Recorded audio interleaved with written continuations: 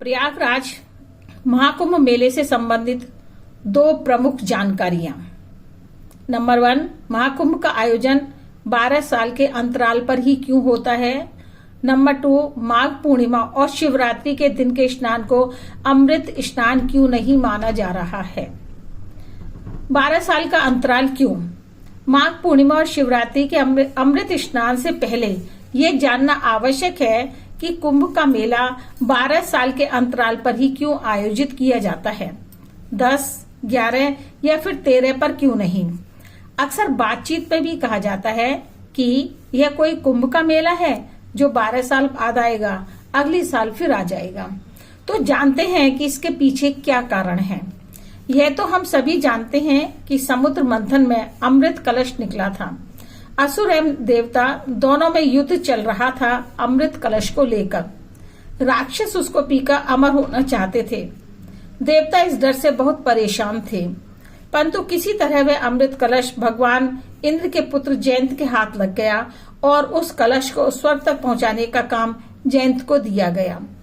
जयंत को अमृत कलश स्वर्ग पहुंचाने में 12 दिन लगे। देवताओं का एक दिन पृथ्वी के 1 साल के बराबर होता है। इसी कारण कुंभ का मेला 12 साल के अंतराल में आयोजित होता है। राक्षसों से अमृत कलश को बचाते हुए भगवान इंद्र के बेटे जयंत भागे, तब कुछ अमृत की बूंदें उज्जैन, नासिक, हरिद्वार और प्रयागराज में गिरी।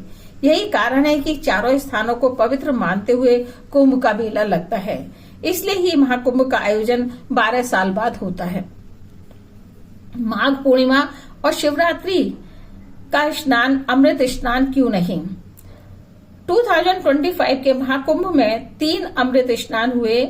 पहला मकर संक्रांति 13 जनवरी 2025, दूसरा मौनी अमावस्या 29 जनवरी 2025, तीसरा बसंत पंचमी 3 फरवरी 2025।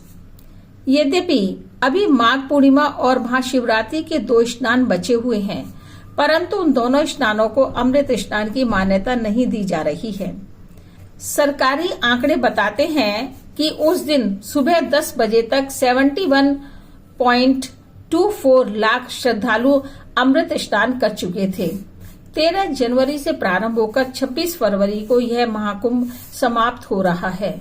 श्रद्धालु गण असमंजस में पड़े हैं कि अभी तो 2 और अमृत स्नान बचे हैं, माघ पूर्णिमा तथा शिवरात्रि। ऐसा कहा जा रहा है कि माघ पूर्णिमा और शिवरात्रि के दिन पवित्र स्नान तो हैं, परंतु अमृत स्नान के शुभ योग नहीं हैं।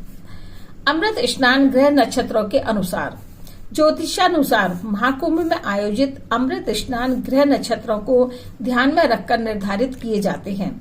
माघ पूर्णिमा के दिन देवगुरु बृहस्पति तो वृषभ राशि में विराजमान रहेंगे, परंतु सूर्यदेव कुंभ राशि में गोचर कर जाएंगे।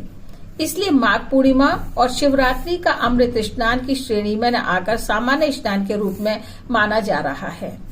इसी प्रकार 26 फरवरी बुधवार शिवरात्रि के दिन सूर्यदेव शुभ राशि में विराजित रहेंगे, इसलिए स्नान भी अमृत स्नान का दर्जा नहीं ले पा रहा है।